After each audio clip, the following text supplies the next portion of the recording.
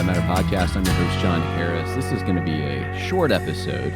I want to share with you a clip that I saw the other day from Matt Walsh, who is a commentator at the Daily Wire.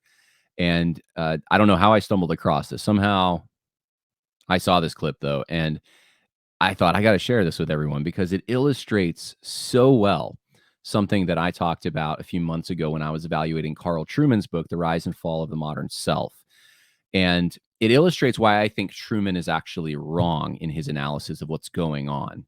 So we're going to get to that. But before we get to that, I want to share with you very briefly a sponsor for this particular podcast. They're a new sponsor, and that is Covenant Academy Online. Covenant Academy Online.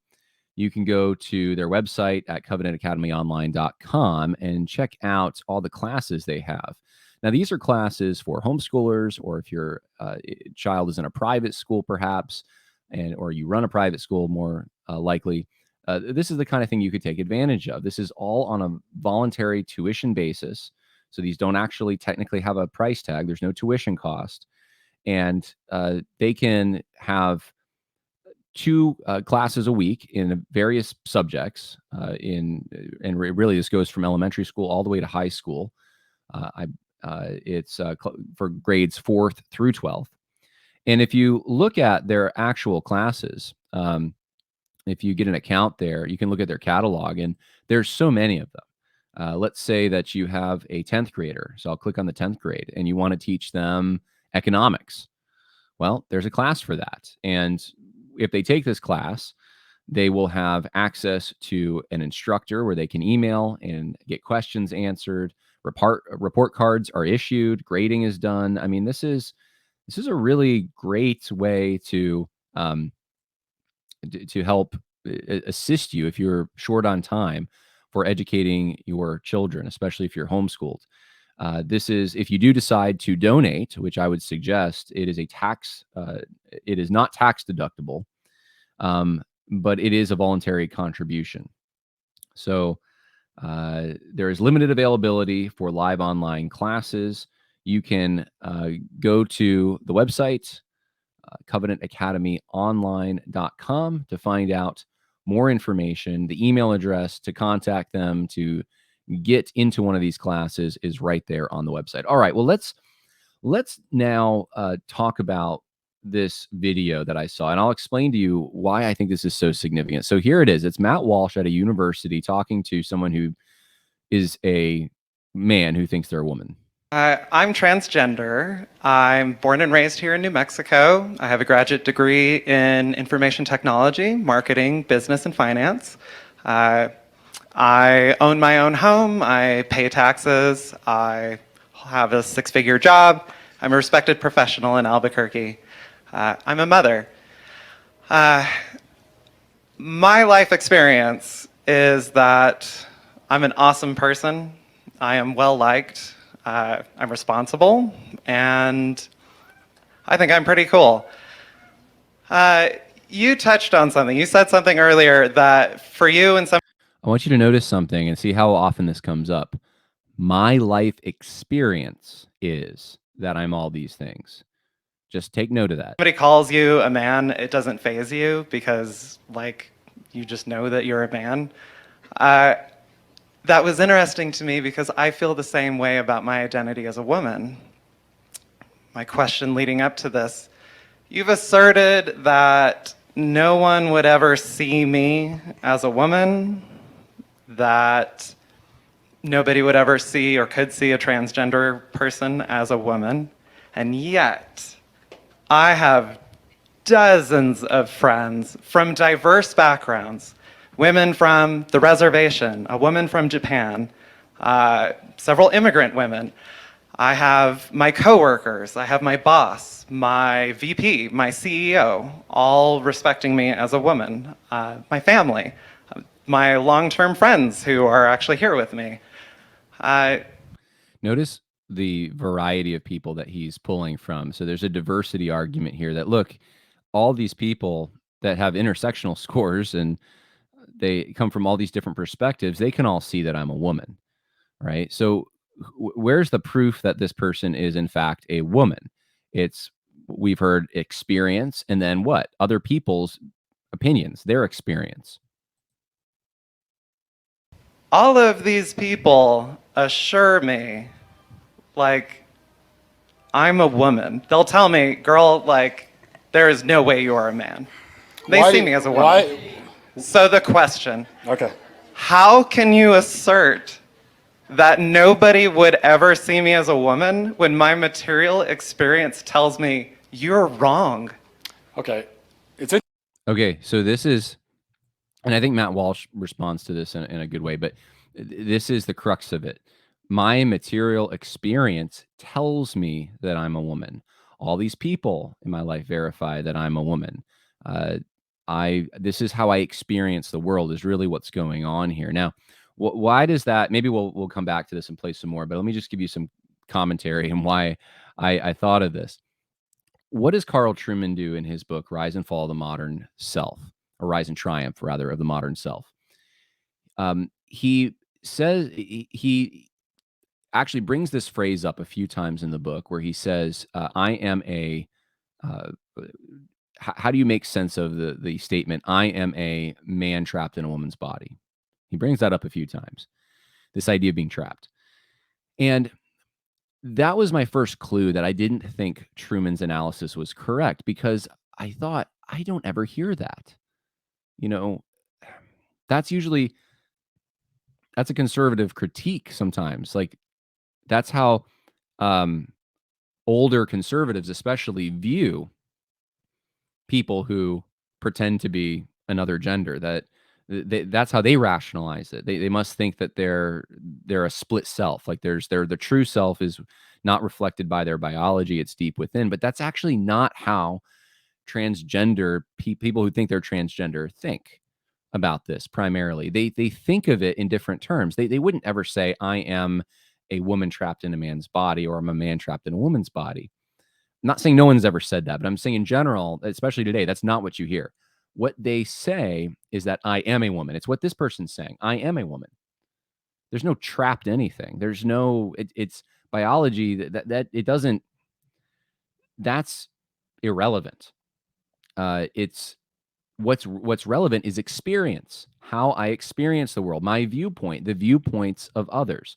Those are the things that determine whether or not you're a woman or a man. It's a social construct. That's what I'm trying to say. And that's what Carl Trueman, his analysis is exactly off on this. He says, this is not like a gotcha quote or anything. This is just the basic argument he's making in his book. He says this in the book: the idea that we can be who or whatever we want to be is a commonplace today. Consumerism, or late capitalism, fuels this notion with its message of the customer as king of the goods we consume, as being basic to who we are. Now, I'll stop there. That's not exactly true. You can't be whatever you want to be. You can be who you are, who your experience says that you can be. That's the guiding light, if you will. It's your experience. So, no, you can't be anyone. That's why I know conservatives, and it's fun to joke about this. Like, we'll say, like, "Oh, I'm going to self-identify as a woman today so I can get A, B, or C discount." Like, it's not accepted by the left, and we wonder, well, hey, why aren't you accepting it? Because the reason is because you have to demonstrate that you've been accepted into society in that way. That this is part of your experience. It's part of the way you experience the world. It's part of the way others are experiencing the world, experiencing you in the world. And so it's that interaction that forces businesses and government institutions to refer to you by preferred pronouns and all of that. It's not because you are able to arbitrarily just decide what you want. Now, we know that that's kind of what's going on in a way. Like, we know that it is arbitrary. It's not based on anything concrete, but they are deceiving themselves into thinking that experience is necessarily concrete. This experience of feeling like you're a woman or something. Okay, he says this: commercials communicate this message in the way that we present particular products as the key to happiness or life improvement. You have the power to transform yourself by the mere swipe of a credit card. The possession of this thing, that car, that kitten, that item of clothing will make you different, a better, more fulfilled person, underwritten by easy credit. Consumer self-creation is the order of the day. So this is a critique against, I guess, what the blessings the free market have brought us. That's what this is. This is a critique from the left. Carl Trueman, read his book Republicrat. He is not a conservative. And I'm saying politically conservative, and I'm also saying that this also gets into his theology to some extent.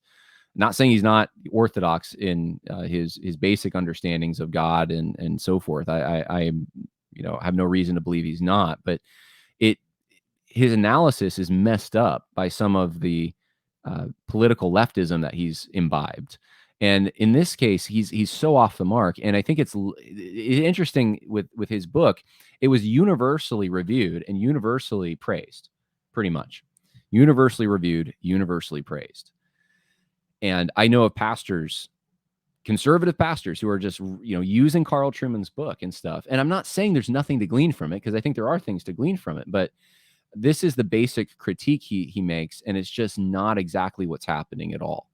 And that's what I wanted to share with you, because at the time that I did this, I was just kind of spitballing. But now when I saw that, I was like, oh, that's a good high quality representation of what I'm talking about. Now, this also plays into that the whole argument that Baptists are the people that are bringing in transgenderism. It's Baptist because they somehow they believe in making this choice that you can, I guess, choose to be in an Arminian way into the covenant of God, and so Presbyterians aren't responsible for transgenderism. It's Baptists. I know that was a controversy a few months ago. It's all based on Trueman's understanding, though.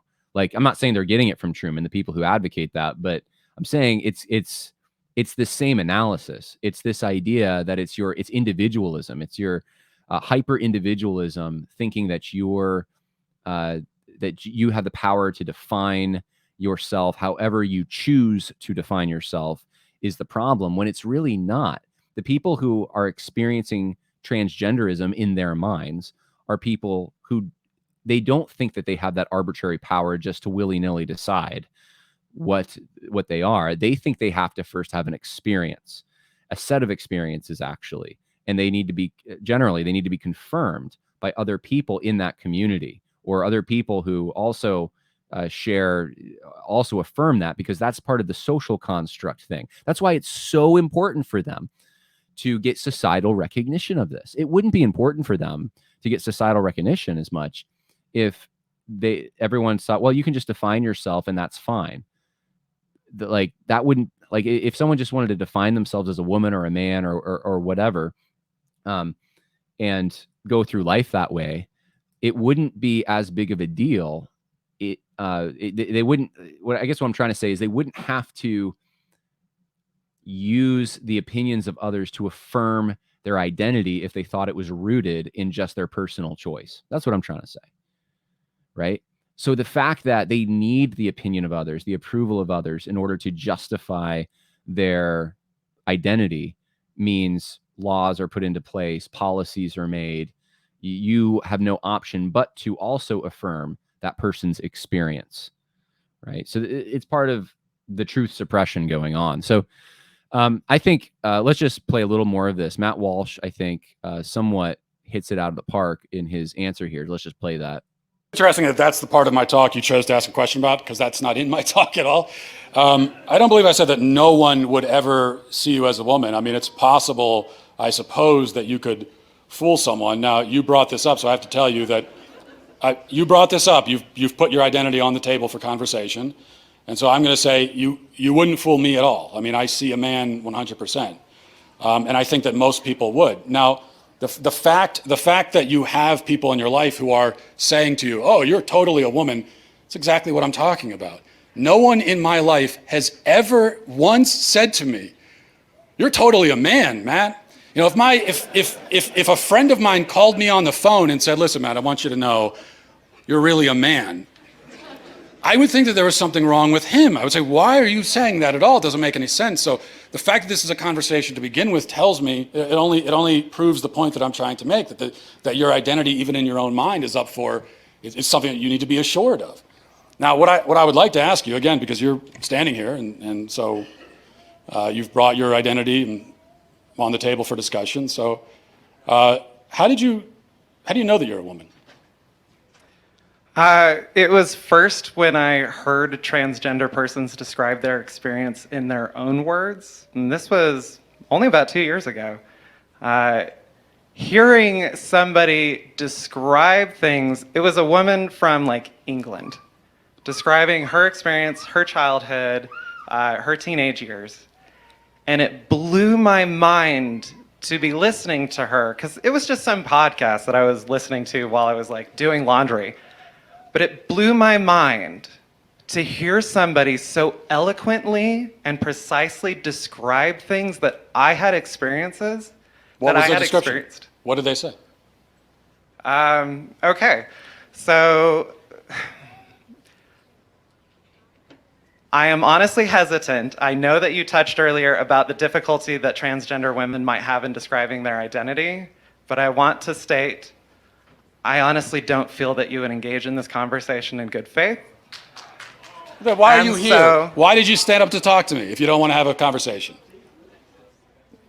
All right, I have to land the plane, but you can go online and watch this more. Maybe I'll try to get the link in the info section. The point I wanted to make is that it was all experience. This particular confused individual, it was for them all experience that determined who they were. It wasn't a consumeristic choice of like, well, it would be preferable to be that, and therefore I'm making a conscious choice to be that, and my choice determines who I am. No, it's a discovery of who they think they are based upon their experience. That's what's going on. And gender and sex and race and all these things are now social constructs. They're determined by the way that you experience the world in society. And that's what I think Carl Trueman's. That's why I don't recommend his book, because I think he misses that. And I think Matt Walsh was right to approach it the way he did, by trying to first appeal to the fact that that the majority opinion, and he probably should have camped there a little bit, but majority opinion, how does that determine who you are? Is that really what we metaphysically base someone's or ontologically base someone's existence in? We know what they are in essence because of what people say about that person, and because of how they experience supposedly the world. I mean, that's I think, and we need to probably think more about how to approach this. There really hasn't been a lot of resources put out there on it, because people are busy imbibing the nonsense that this is simply just an arbitrary consumeristic choice, and it's not. That's not really what's going on. So hope that was helpful for some of you. It's more of a critique than an actual solution, but I have to go. I don't have a lot of time. Maybe this is something we'll talk about more in this. I'm writing a book right now where I'm touching on some of these things, and I think that one of the things I do actually agree with Carl Trueman on, to some extent, I suppose, is getting back to natural revelation, that there is a natural law that God has placed down, and arguing from definition and principle rather than arguing from pragmatic concerns, which is how often these things, what happens with these things. So arguing from the definition that he made them male and female from the beginning, and we all know this, but we suppress it, and not budging on that definition, and and that may seem like it's not meeting them halfway, or it's not neutral enough or something, but it's just the truth. And so I think Matt Walsh, if you watch the rest of the video, I think he does a pretty decent job at trying to do just that. But anyway, the Carl Trueman approach, I just don't think works out all that well. God bless. More coming. Bye now.